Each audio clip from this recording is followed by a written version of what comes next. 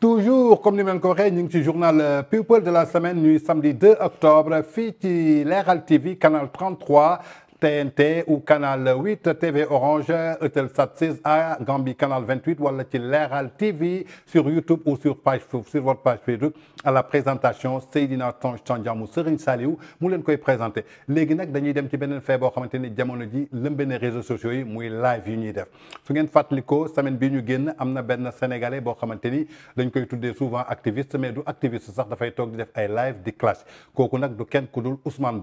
Ba benn doomu Sénégal la boo xamante ni mi ngi foofu ca Canada lu bëri liñ ko ràññee woon maanaam surtout jamonoy confinement bi ba nga xamante ni ñëpp a ngi toog seen kër amuñu luñ def dañ doon def ay live maanaam di wax lu leen neex di def nangam di joxe ay révélation di joxe ay sources yoo xamante ni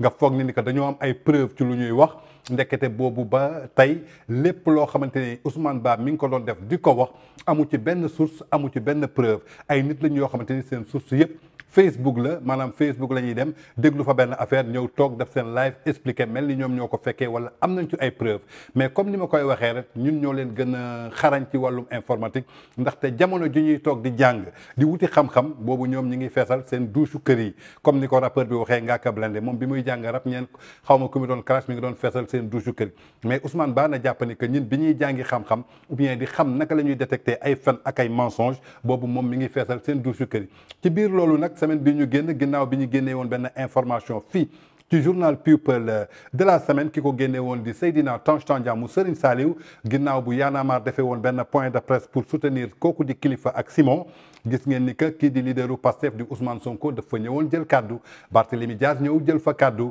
Babacar Diop ñëw jël fa kaddu mais ginnaaw Ousmane Sonko bi mu fa jëlee kaddu dafa am ay kaddu yoo xamante daf ko yëkkati woon moo xamante ni tegginewul dara mu teg ko ci kaw institution Sénégal di procureur Bassirou Gueye Tange Tandian révélé woon ko fii muy benn partie boo xamante ni ci 2 heures de temps maanaam 7 minutes la Tange Tandian wax ci moom mais yaakaar naa ni wax boobu Tange Tandian wax dafa soulever coow ci àdduna du ma ne ci Sénégal ndaxte partout foo dem ci àdduna coow looloo jóg ndaxte kii nga xamante ni ñooy booy sonkus yi maanaam ay mercenaires am yoo xamante ni ku ci nekk am nga 10 comptes wala 15 comptes di créer ay page Facebook maanaam di dem di commenter di saaga ñii di def ay live di saaga te xamuñu ñun ñoo leen gën a xarañ ci loolu fii kooku di Ousmane Ba dafa génn def benn live bu mu defee live nag nee na waxoon na ni que Leral TV ak Dame Dieng ñoom ñooy sonal Ousmane Sonko ak Pastef te moom am na ay révélation yoo xamante ni dina ko wax ci Dame Dieng ndaxte dafa xam Dame Dieng bu baax a baax dina def ay révélation yu explosif ba sénégalais yëpp xam kan mooy Dame Dieng bi mu waxee loolu nag Dame Dieng dafa am cercle d'amis boobu su ngeen ko déggee nag ay nit yu xarañ lañu ñoo xamante ni dañoo dem créer ay faux compte Facebook maanaam vrai compte la mais faux vrai compte Facebook la ñu créé bi ñu ko créé tamit dem dugg ci page Facebook Ousmane Ba bi ñu duggee ci moom nekk ak moom en ami bi ñu nekkee ak moom en ami nag ñu ne ñu di xool quoi ndax Ousmane Ba am na information wala amul information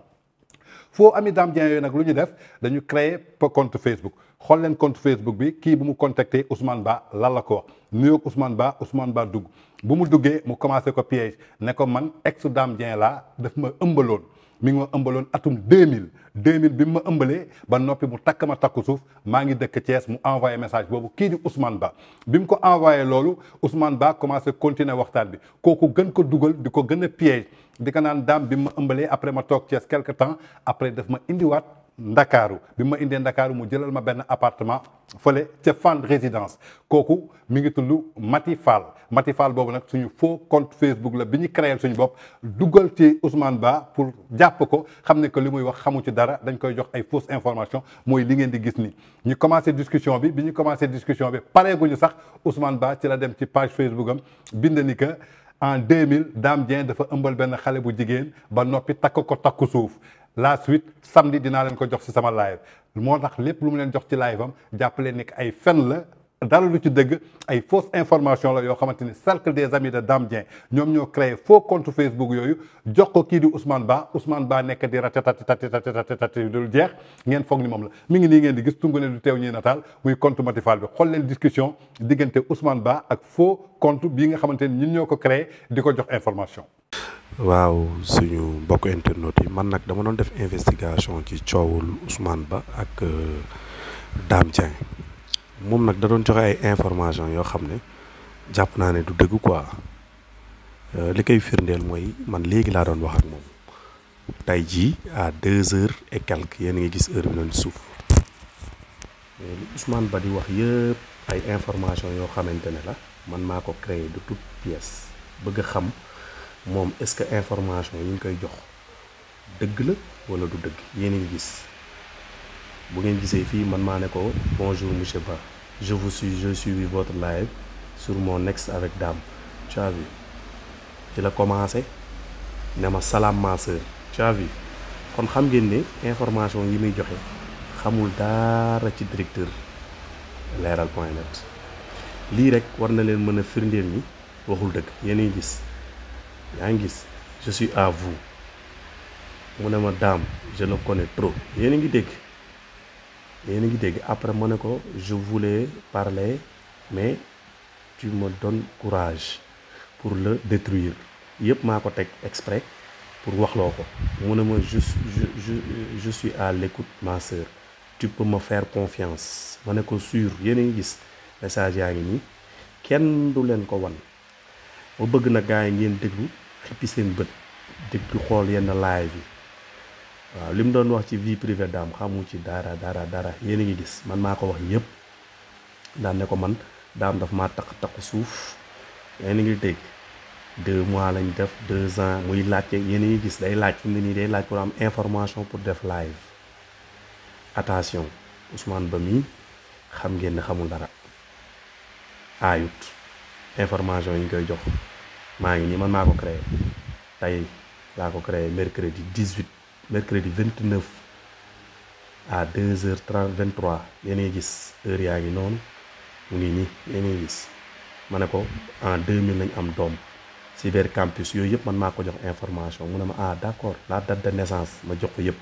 yéen a ngi gis dina def live nag su defee live yëpp da koy wax yëpp dara du ci dëgg yéen a ngi gis ma ne ko je suis toujours à Dakar yéen a ngi gis information yëpp man maa ko jox te dara du ci dëgg tu as vu laaj ma Dakar nga nekk ban quartier ma jox ko lépp secret mu ne ma fan nga ne ma ne ñu ko wax ne ko secret mu ne ma bon amul problème Ibou Kane ndax Ibrahima Dieng la ko tuddee mooy rakkam bi nga xam ne moom la waxoon ci live ma ne ko déedéet da ngaa juum tuddeewu ko benn xaritam la ko tuddee yéen a ngi gis kon xam ngeen ne kii waxul dëgg ma bëgg nag sénégalais yi ngeen xippi seen bopp te déglu live yu baax xam ngeen ne kii neex naa nax mu ne dafa aay te aayut piège nañ ko ba jàpp ko yéen a ngi gis ngeen mu ngi noonu fii laa mujjee ak moom caavi mu ne ma ndax 2 garçons gis ngeen dina ko wax ci live am de yéen a ngi gis actuellement 2 garçons laa ko wax mu validé fii lañ ñam kon sama gars yi bu leen bouger ma jox ko maam Cheikh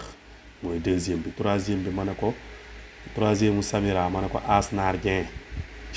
tur yi yëpp nag dama ko fabriqué sama gars yi mu ne ma Caps mooy taaw gis ngeen yéen a ngi gis lii moom werante xuuxaan tekki tubay la yëpp moo ko wax gis ngeen yéen a ngi gis ma bëgg a tëj nag waxtaan wi nag gis nga yi mu wax ci Dame xamul Dame mosu ko gis ngeen yéen a ngi gis ma tëj waxtaan bi fii faites très attention ci Ousmane Ba mi sama gars yi waaw lu vidéo bu mu def rek dañ ko war a partager ci site internet yi nañ def très attention ci li ñuy def bañ a yàq doomu aadama bañ a wax lu nga xam ne dara du ci dëgg kii ku ko xam-xam ne li muy wax dara du ci dëgg sama benn faux compte laa créé piégé ko moom muusul bu muusoon dina comprendre waaw mais dina xam ne lépp dëgg la mu ngi noonu nag sama gars yi yéen nag la ñuy bàyyi ngeen apprécier xam ne Ousmane Ba mii di def live di attaqué patron de presse yi mu ngi noonu attaqué Dame di wax naka su dul noonu di wax lu ko neex te musul gis Dame lii firnde la que ne information yi muy jot munu ko am lu dul ñu ko koy jox waaw te lii preuve la wane ne li mu def dara du ci dëgg waaw kon sama gars yi ci beneen vidéo beneen investigation ñun loolu rek mooy suñu njariñ te loolu la ñuy def incha allah sama gars yi neen def xam naa ne guddi na mais bii mooy 2e vidéo bu may def ci Ousmane Ba comme ni ngeen ko gisee Ousmane Ba dama koy waxloo ba léegi il fait 2h49 dégg nga mu ne ma nu mu tudd ma wax ko ay information jabaru daaw nu mu tudd ak doom yi ni ñu tudd ma ne ko attends je reviens je couche mon fils j'arrive maa ko tey yii yëpp maa ko tey parce que dama ko bëggoon a wax loo xaarloo ko tuuti mu ne d'accord bi mu ne d'accord waaw après moo jox ko turu doom première doom bi ma ne ko novembre 2016 deuxième doom 2018 troisième doom 2020 tous des garçons après ma ne ko bye bu ma ci feeñ maa ko tey yëpp maa ko tey mu ne ma wallaahi doo si feeñ yéen a ngi dégg ba pare ma laaj ko ne ko ndax information yi nga joxe nii ku jigéen moo la ko jox son ex mu ne ma waaw yéen a ngi dégg kon xam ngeen ne dañ koy jox information mu ne ma donc les enfants de Samira mooy beneen jabaru daam bi nee na ci ay waxam nu ñu tudd ma joxaat ko ay tur yaa ngi dégg fi laa ko laajee ma ne ko les autres informations que l'autre jour ki nga doon wax xanaa son ex mu ne ma oui c'est un ex qui me l'a donné yéen a ngi gis de kon xam ngeen ne yi mu nekkee nii daara du ci dëgg yi muy wax ni di live daara du ci dëgg léegi mu ne ma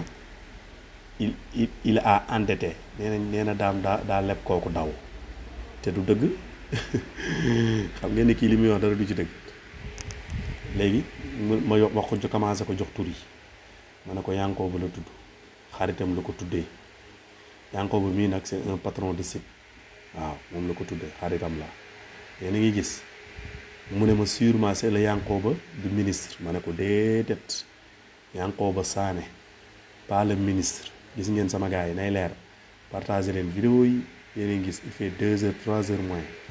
parce que dama bëgg a jàpp Ousmane Ba mi xam li muy wax dara du ci dëgg yéen a ngi naan gis nga yéen a ngi bëgg a gis ne muy chargé Yankooba Diattara te xamul nu mu demee yéen a ngi gis ma jox ko 3 tours waaw nee na mu bàyyi ma jox ko 3 tours yi après ma dem tëddi.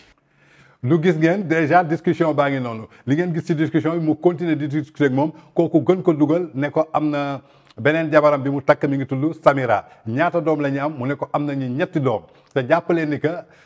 daam amul ñetti doom voilà ba pare gis nga lu mu ko bindal mu ne ko lu ñu tudd mu ne ko kii mi ngi ko tuddee Ibou Kane benn xaritam kii mi ngi ko tuddee Kaps kii mi ngi ko tuddee Seydina Omar maanaam muy papay Amira mu jàpp loolu ne xam na ko bu baax a baax muy premier compte boo xamante ni créé nañ ko kii di Ousmane Ba expliqué ko Dame Dieng lu mu def mais li ma ci jaaxal dafa ne en 2000 Dame dafa ëmbal benn xale bu jigéen takk ko takk suuf sénégalais yi yéen laay waxal ubbi leen seen bët dem leen ngeen xool âge u Dame Dieng ñaata at la am tey ak 2000 su ngeen ko ci xayma xanaa ku am fukki at ak ñett xaw ma fukki at ak ñaar en 2000 mënul ëmbal nit ba di ko takk suuf Ousmane Ba fa la njëkke daanoo ci piège bi donc Sénégal dama bëgg ngeen ubbi seen bët ci activiste yi ngeen di gis ñuy def ay live di joxe ay révélation kenn ci ñoom amu ci preuve amuñu dara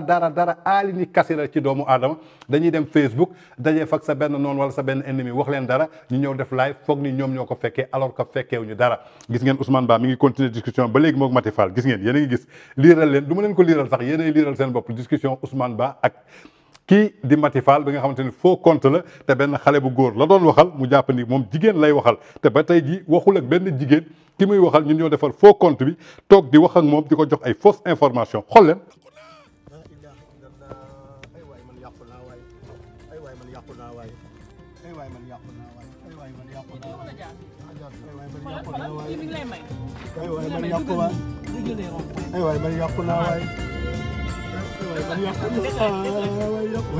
boobu di premier faux compte boo xamante ni jox nañ ko kii di Ousmane ba tey yemuñu foofu dañuy créer beneen faux compte boo xamante ni dañ ko jox Ousmane xoolal message bi ñu ko envoyé mu ne ko nii dama leen koy liiral ngeen koy gis noonu ci écran bi liñ ko njëkk a envoyé mi ngi nii. Bonjour Ousmane, je voudrais vous donner des infos à l'anonymat sur Dame Dieng mi ngi noonu ngeen di gis mu ne ko bonjour Nafi lay waxal de voilà ba mu jógee ci Nafi léegi bu mu ñëwee noonu mu ñëw fii ne ko ma ne ko Dame Dieng sortait avec ma grande sœur en 2013 en son temps ma grande sœur était étudiante en France cette dame qui l'aidait souvent en lui envoyant de l'argent pour payer son loyer, etc. Et un bon jour, Dame lui proposa de rentrer définitivement au Sénégal pour qu'il trouve un bon boulot, CDI. Chose que Dame a fait. Il a trouvé un boulot comme directrice d'agence à la SGBS, etc. Il avait promis le mariage, mais ma sœur a su que Dame le trompait avec d'autres femmes et avec même ses propres cousines. Ma sœur a décidé de se séparer avec lui. Depuis ce jour-là, Dame l'a marabouté, brûlé son titre de séjour et tous ses papiers et a demandé à ce que l'on licencie. Ma sœur a essayé de porter plainte, mais ça n'a pas abouti. Et Dame n'a pas été convoquée. Je ne sais pas si vous pouvez faire quelque chose. Lii la ko Nafi yónnee est-ce que xam ngeen kan mooy Nafi Nafi du kenn ku dul Yankoba Sané bu nekk sans limite moom Yankoba Sané borom surtout sans limite moo doon wax ak Ousmane Ba nii ñu jógee foofu ñu ñëwaat def ko leen mu ne ko lii je parle avec ma sœur et je vous reviens mu ne d'accord je reste à l'écoute mais ne lui mets pas la pression Ousmane Ba mooy wax de ne lui mets pas la pression comme elle avait déjà traumatisé il faut être patiente avec elle Yankoba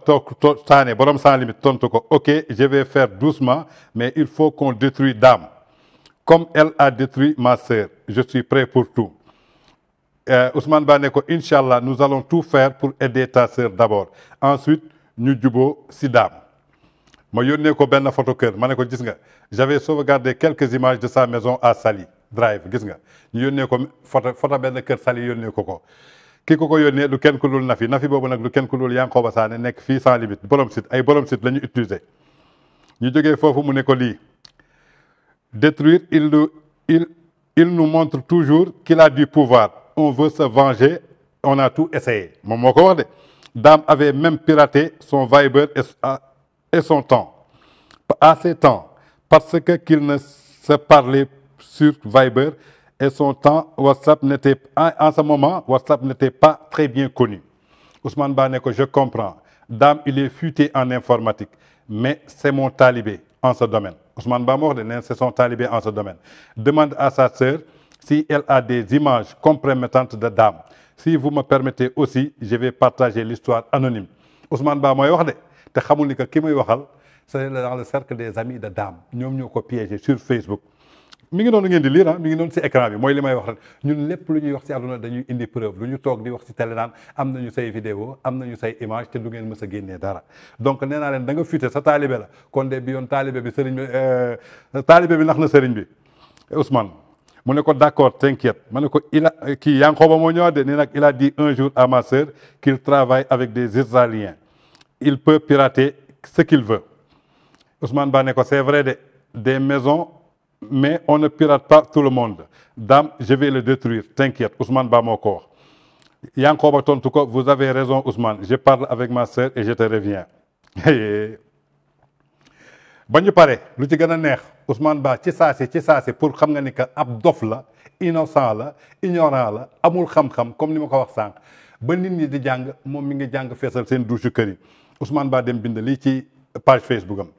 anonyme Dame Dieng sortait avec une fille en 2013 en son temps elle était étudiante en France c'est Dame qui l'aidait souvent en lui envoyant de l'argent pour payer son loyer etc et un bon jour Dame lui proposa de rentrer définitivement au Sénégal pour qu'il lui trouve un bon boulot CDI chose que Dame a fait il a trouvé un bon boulot nee na ko la suite mi ngi ciy ñëw samedi ci live bi maanaam live bi muy def say jàppale ni ko Ousmane Ba lépp lu mu wax ci suba ba ngoon jàppale ni que lépp ay kàcc la cercle des amis de Dame ñoo créé ay faux compte Facebook maanaam muy faux compte yooyu ngeen di gis ngeen ko bu baax wan naa leen ko muy ay faux compte Facebook yoo xamante ni tey ñoo ko créé jox ko beneen bi Assou Diagne lañ ci def Assou Diagne mi ngi nii ak mot de passe bi yéen a ngi koy gis ñu créé Assou Diagne di ko wax ba noppi man maa demoon sax di commenter ak moom bi ma koy commenter ma ne ko c'est un génie en informatique mu ne ma c'est quoi un génie en informatique di ko jox ay détails benn par benn loolu la dem reprendre ci page Facebook am taxaw ci live am bëgg a wax ak askan bi ne dafa am information yéen comme information nii lay informer ku xam nit nii ngay informer c'est des sénégalais yoo xamante ni dañoo am haine ci seen xol lenn moo leen neex toog di sos di inventé te xamuñu ñun dañu yor téeméeri compte Facebook yoo xamante ni ay faux compte la tey damay waxal waa Pastef booyu Pastef yi Sonko yi ñi ngi téeméeri compte yoo xamante ni dañu leen infiltrer ci biir di bokk ci seen waxtaan di bokk ci seen ay débat ba ci seen ay groupe WhatsApp dañ ci bokk ba cotisation yi ngeen di laajte chaque fois ñu cotiser ak yeneen moyens yu nga xamante ni xamu leen ko da ngeen foog ni ko réseaux sociaux tey ngeen ci ñëw ñun bi ñuy jàng réseaux sociaux nekk ci réseaux sociaux boobu yaakaar naa ni ñi ngi leen di couche wala ñi ngi leen yéen a ngi raam kon yaakaar naa ni tey les Sonko boy maanaam ñi nekk ci réseaux sociaux yi di saaga di créer ay 10 comptes ñun ñoo leen gën a futé ñoo leen gën a xam naka la ñuy créer faux compte tey yéen ñooñu ñëpp di défendre Pastef coow li bu mu amee am nañu suñu ay faux comptes yoo xamante ni ñi ngi seen biir depuis des années lépp lu ngeen manigancé ak ni ngeen di defee commentaires yi ak ni ngeen di attaqué ak ki ngeen di woo pour ngeen attaqué ko ba ci keroog ba ngeen demee ci Ousmane Ba di jooy di ko naan Ousmane doo wax ci Tange doo wax ci Tange doo wax ci Tange yëpp ñi ngi ci seen biir donc on est plus futé en vous qu'en informatique dañu toogoon rek jàpp seen njaamur jàpp suñu njaamur lépp lu ngeen def ci informatique rek jàppale ni ko xam ngeen ko kon donc Sénégal muy éclaircissement yoo xamante ni indi loolu naa ci journal People ci kii di activiste bi nekk foofu ca Canada ñu koy wax Ousmane Ba muy def ay live jàppale ni que téeméeri live yu muy wax amul dara loo xamante ni dëgg la ci ñun ñoo koy infiltrer di ko jox ay fausse piste fausse information muy toog di wax di waat di naan dëgg la te xamul lu mu wax ci Dame Dieng yëpp cercle des amis de Dame Dieng ñoo ko créé muy compte yi ngeen gis compte Nafi bi ngeen gis compte Matifal bi ngeen gis ak compte Astou Diagne bi ñun ñoo ko créé invité ko ñu jàpp ko ci saati kon Ousmane Ba yaakaar naa ne demal wuti beneen métier nga génnee indi soxol nga bàyyi sosol doomu aadama ndaxte ñun dañuy liggéey xam-xam lañu yor nekkuñu ci site yi di def ay information yoo xamante ni c'est pas avéré te fu ñu la waxee information jox nañ la ay preuve te suñuy preuve a ngi nii tey ñu jox la yow nag dama bëgg comme da nga am ay preuve nga génnee preuve defoon nga ko fi ay jamono kii di Baba Aydara nekkoon foofu ca États-Unis nga ne li ma xam ci Baba Aydara dinaa leen indil ay preuve ku xam du ne dinaa leen indil nee naa leen kuy yor du sëqët kuy yor du sëqat da ngay téye li ngay téye pare teg ko ne fang adduna bi yëpp teg ci seen bët sénégalais nag dafa am ñoo xamante ni bugguñu comprendre mooy li ma ko waxee keroog am ñoo xam dañuy déglu pour analyser pour comprendre lan mooy dëgg am ñoo xamante ni dañuy déglu uniquement pour répondre moo tax su ngeen waxee rek ñu ne tël la ñu téye wax ji yóbbu ko foo xamante ni eggu fi bi nga waxee ci Baba Aydara di ngeen di ay preuve mosoo indi ay preuve fenn journal nga cëg nga teg nga ne Baba Aydara xam naa yaayam Ulay Saw la tudd te yow ba ngay naan xam nga yaayam dem nga gis yaayam Baba Aydara yaayam génn na 14 ans bi ngay wax gis xam nga yaayam muy première kàcc boo xamante ni kàccaat nga ko ci réseaux sociaux yi askan bi gis la kon donc képp koo xamante ni yaa ngi dégluti ay live Ousmane Ba jàppal ni amul benn information ay kàcc lay wax li muy wax dara du ci dëgg ñun infiltré yi ñooy dugg ci ay page Facebook am avec plusieurs noms ñett yi laa leen génneel de mais on a plus de 500 comptes faux comptes page Facebook yoo xamante ni infiltré nañu seen secteur boobu yëpp surtout les Sonko boy ñoom Hannibal li may wax xam ngeen ko Fatmata Danso li may wax xam ngeen ko Issa Diène li may wax xam ngeen ko damay waxtaan ak yow guddeeg bëccëg di la teg ci ay piste nga foog ne yaa ngi ci yoon nekkoo ci dara man maa lay teg ci ay fausse piste ngeen taxaw ci télé bi di mbelelele foog ni li ngeen di wax dëgg la amu leen benn dëgg boo xamante ni yéen a koy wax bañ na ko sax ba ngeen di commentaire ci bi ma waxee ci Sonko fan ngeen dem sàccakatu or bi Las Vegas maa leen ci sërëxal yéen gëm ngeen ni Tange Tandian dem Amérique sàcc ooru ndaw su jigéen koo xamante ni bi muy nekk ci kër gi yow Tange nekk ci kër gi Ndiouga Thiam moo nekk ci kër gi Guy gi moo nekk ci kër gi Gomis moo nekk ci kër gi nga teggi ñooñu ñëpp nga ñëw nga ne Tange Tandian moo sàcc sama or benn dama leen koy wax rek mu ñu sàcc la octobre le 19 octobre lañ sàcc sa or yow 19 octobre réclamé wo sa or nga bàyyi ba décembre toog ci télé di naan Tange moo sàcc sama or lan moo lalu ci ginnaaw posez-vous cette question lu tax laaju ko Ndiouga Thiam lu tax laaju ko Guy gi ndaxte dafa doon fëgg Guy gi pour Guy gi tëddee ko nee naa leen ab caga bu jigéen la boo xam ne da doon taxawaalu biir Las Vegas kenn invité wu ko kenn invité waatu ko dégg gis na ko ci snabu kii nu mu tudd Sankara Mbaye ñëw na fa amul fu mu fanaan ba ñu demee ba guddi di ñibbi Gomis ci boppam la Sankara Mbaye woon ne ko Gomis seen kër desul benn néeg nga yóbbul ma fa sama ray bi ray nag yéen ñi may dégg xam ngeen lan la ba mu fa njëkkee ñëw Guy gi mën na ma témoigner yéen journaliste Sénégal yëpp am ngeen numéro téléphone Guy gi li mu njëkk a def slip ak soutien dem di fëgg Guy gi guddi Guy gi ne ko kookan la mu ne ko man la Amina loo bëgg mu ne ko ubbil kese Guy gi ne ko Amina mu ne ko naam mu ne ko ñun lii indiwuñu fi dama lay conseillé nag xale bu jigéen nga ndaw nga bul yàq sa avenir ngir lii taxu koo bàyyi beneen jour bi man la fekk maa ngi toog ci piscine ba yor sama chicha di tux comme ni ma koy waxee man damay tox chicha nëbbu ma ko yàlla du ma ko nëbb doomu aadama mu génn ak silibam bu bëla ak soutien ngoosam bu bëla di ma jéem a xoy ba léegi siggiwuma xool ko bi ma ko njëkkee xool laa sëggaat mu toog ci wetu piscine bi dugal benn loxoom yëngal ndox bi ne ndox bi dafa sedd mu jógaat dem fëggiwaat Guy gi ay 15 heures boobu tëj na buntu waañ bi fëgg Guy gi ne ko Amina mu ne ko naa mu ne ko tey ngaa dem soli sa yére te nga bama di woo leen Guy gi téléphone ngeen wax ndax li may wax dama ko inventé wala inventé wu ma ba mu xamee ni que nag tey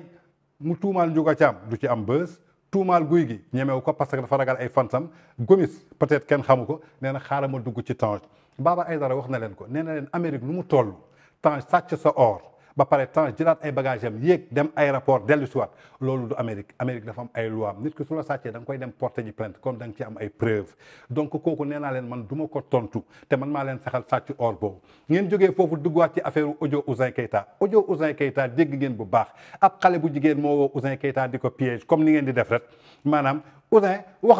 waxal ni Tange moo la njëkk a tëddee waxal nangam sangam Ouzin ba léegi comprendre lu muy wax ki ko créé woon du kenn ku dul benn animatrice bu nekk fii ci benn télé te ki ko santoon benn kër artiste la nekkoon artiste ba xolam a jeex donc moo taxoon ñu ne xaaral ñu xool nu ñuy daanelee Tange ba tey jii sottiwul ana artiste bi ko defoon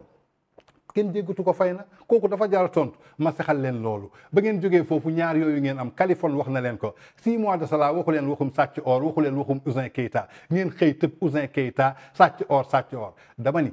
kuy sàcc or États-Unis lu ñëw taxaw ci télé yi di wax man ay preuve laa leen jox génnee leen ma ay preuve donc dafa am yoo xamante ni matuta tontu matuta wax dañ leen infiltrer di leen conduire ñun fu ñu leen bëgg a conduire foofu lañ leen di conduire fa laa xamee ne nag ay nag ngeen xamu leen dara saaga ngeen jàng te saaga fajul dara si vous êtes des patriotes ngeen am ay idées da ngeen di indi débat d'idées le Sénégal a besoin des débats d'idées Sénégal dafa bëgg koo xamante ni dafa démocratique te xam nga démocratique mooy lan maanaam koo xamante ni da ngay nangu tey ñu wax sa leader dara nga accepté ko avec philosophie ndaxte moom day wax yeneen leader leneen ñooñu accepté ko ndax philosophie sëñ Modou Kara gënu leen ko tey sëriñ la am na ay taalibe mais keroog ba ñu taxawee dafa ne ay taalibeem man maa dugg ci politique lépp luñ ma wax bu leen tontu bu leen commentaire leader noonu lay def ndaxte man maa dugg ci politique su doon ci diine ji laa yem tey kenn du ma commentaire kenn du ma saaga donc il faut être comme ça il faut être des patriotes muy liñ leen indiloon ci Ousmane Ba nga xamante ni moo dàq kàcce ci activistes yi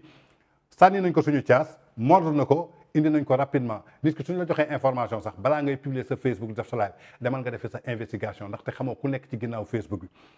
góor nga doon waxal muy Mati Fall Astou Diagne nga doon waxal muy man mii di Tange Tandian Nafi nga doon waxal muy Yankhoba Sané borom sans limite.com sans limite surtout sans limite ki ko moom kooku nga doon waxal mu jox la turu Nafi ñu jox la ay fausse information nga commencé bind sa page Facebook commencé lëre nit ñi ba pare di def say live di fen ay fen yu tooy xep Ousmane Ba rusal yàlla mi ngi lay seet donc Sénégal ñii ñi ngi nii la ñuy fenee nii la ñuy décortiquer di joxe ay fausse information ñu amul xel nag toog di leen déglu. sab aawo jeng lay sant fanweer demee la ñett falu Kajoor kenn rek moom la ci aawam santul jeng mooy Birima bi mu génnee gàddaay teñ may ko koddu Juuf te ne ko la commencé ci koddu bii ba ci jogob ndaw mës liggéey gi ma sa dagg boo ko wulul wujj kon fanweer demee la ñaar yëpp kenn ku ci ne kër maami daam jeng mi moom leeral la sab aawo doon seen xeet amuñu dëmm amuñu jaam amuñu góor benn tànk duñu neexal waxtaan duñu waru mol duñu naan puux duñu ŋàbbi saak duñu lekk noppi nag kooku mooy daam jéeg moom leeral di naa waay ay waay man yàqu naa waay ay waay man yàqu naa waay ay waay man yàqu naa waay ay waay man yàqu waay ay waay man yàqu naa waay ay waay man yàqu naa waay man capitaine